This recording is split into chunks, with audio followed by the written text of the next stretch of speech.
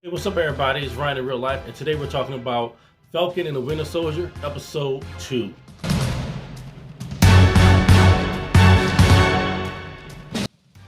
Alright, welcome back, guys. If you've been here before, thanks for watching, and if you're new, go ahead and hit the like and subscribe to the channel. Let's jump right into it.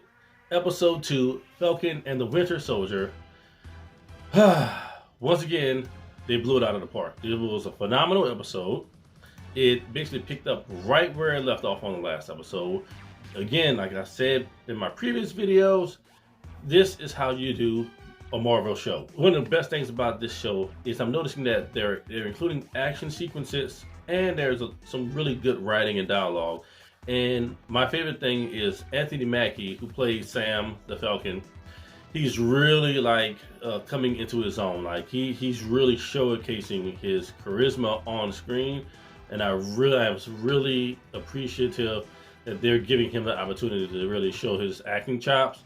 He was always one of those B-list supporting characters in the movies, but now he's front center on his own show. So starting off this episode also starts off by taking a little in-depth look into who this new Captain America is. So everyone's already seen this guy. He came out looking like the grandpa up and was like, "Hey, I'm the new Captain America."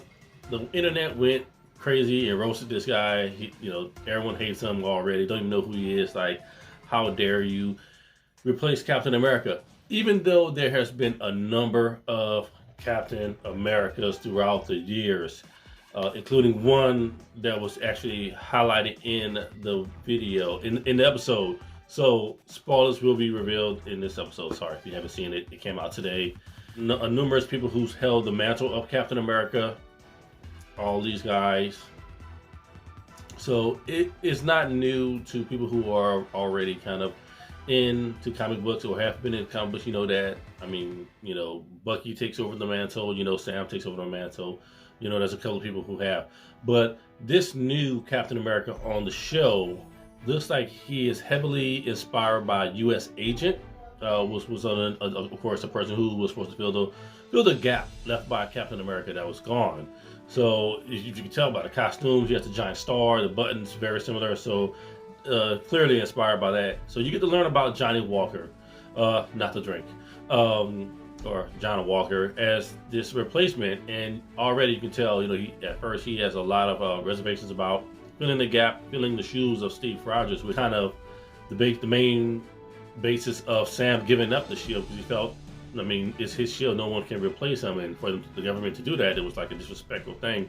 And this is also when you see Bucky and Sam finally get together on the show, and it already picks up right where everything left off on Civil War, and throughout the entire Phase 3, I believe, was it Phase 3? Yeah, Phase 3 of the Marvel Cinematic Universe, of their rivalry, banter between who is Captain's right-hand man, who is his best bud. And you clearly tell that that's kind of, that tension is still there. They go into locating this group of enhanced, I guess, terrorists, and find them on the truck. They're stealing I get from what I'm understanding, they're still stealing the super soldier serum, I believe. If it's something else, let me know down in the comments. And of course, they had their first encounter with the bad guys, with these super enhanced. And they were going toe to toe with them. And you're seeing Winter Soldier finally in action. We saw Sam in the first episode fighting against was it Batroc? And so you already saw him. So now you see the actual team, the tag team. They're not expecting this level of strength from these villains. And then before you know it, the Shield makes an entry into the fight, and you see this new, as some people have been calling him, the Star Spangled guy, and surprise, surprise, Battlestar. I think his name is Lamar on the show, who is again like a sidekick from back in the day. It looks like Luke Cage's cousin from Harlem or the Bronx or something. Sweet Christmas, and they come out and they, their tag team. So you have 4 superheroes or, super figures, and they're fighting against the enhanced human, and they're still losing. So it was a really good action scene between the two semi trucks, really showcasing the strength and power of these villains, which was very impressive. And it also showcased that there's going to be like a possible, to me, I feel there's going to be a possible uh, encounter between Bucky and Sam and John and Lamar in the show. I mean, it's inevitable to me. They're going to have a fight. It's probably going to be pretty cool. Can't wait to see it because I mean, the way they were kind of like bickering, going back and forth, clearly didn't like each other. That was, to me, that's definitely going to happen. Fast forward, we get Sam and Bucky, who, you know, Bucky has some experience or knowledge about this enhanced formula or these enhanced people, that this group isn't the first, and he brings Sam on a trip where you are introduced to Mr. Isaiah Bradley, someone who held the mantle of Captain America. So that one was a big, you know, Easter egg, you know, to reveal. I was like, whoa. At first I thought that Battlestar was gonna be, you know, the Isaiah Bradley, but he wasn't. And so when they introduced this person, I was like, holy crap, that's Isaiah Bradley. He was, you know, Black Captain America back in the day. I was like, oh, that's deep. That's what's up. So that's when, you know, he talked about what happened to him, experimenting on him, you know, how the government treated him.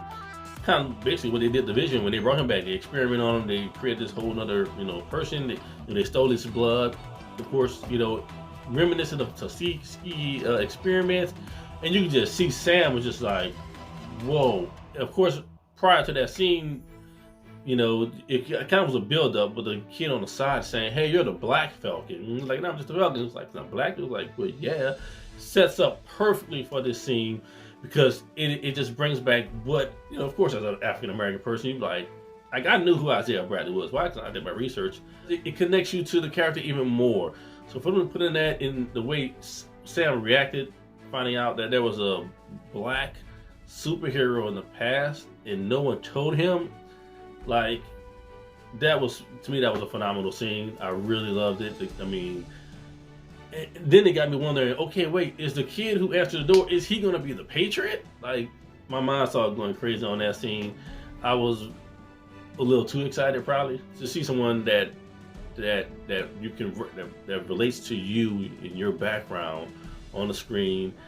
You can feel where, like, you know where the emotion was coming from, Sam or, you know, Anthony Mackie on that scene. So it was, to me, it was an amazing scene. That was the best scene of the show for me. It was, you know, it was pretty, you know, really solid episode. Again, the action scene, the dialogue.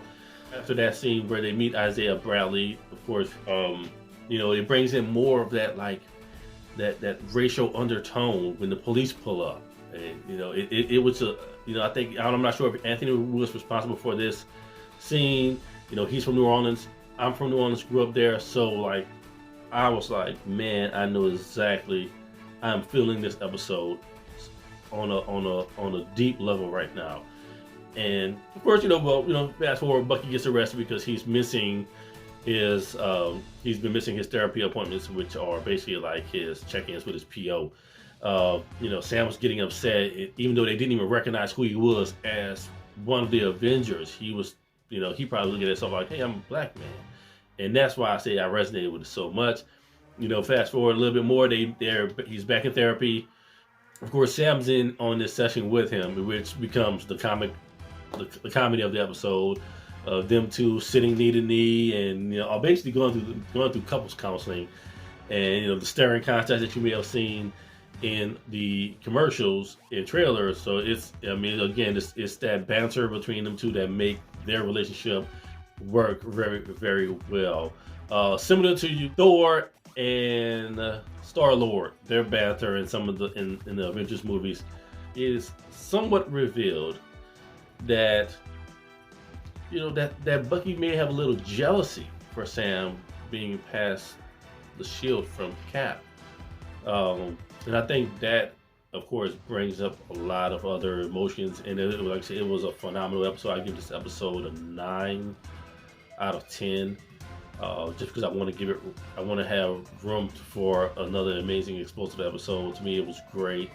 You gotta look into the bad guys, their, you know, what's going on with them, and, you know, their inner circle, what's their real motives, their support, and it was like so. It kind of it gave there was a lot of information and detail in this episode. It's phenomenal. I hope they keep it up. Can't wait to see episode 3. If you guys liked episode 2, let me know in the comments below. If you didn't like it, let me know why. If there's any other scenes or any other sections that I missed that you guys want to make sure I touch on, hit me up in the comments below. Again, don't forget to subscribe, like. Thanks you guys for supporting. Thank you to everyone who actually watched my Coming to America trailer. You got me like up to 5,000 views on that. That's amazing. And I just kind of started this channel. I'm going to be doing some more content and returning to the podcast season 2. So look out for the Dasher podcast season 2 coming very soon. Thank you guys for watching. It's Ryan in real life, and it's been real.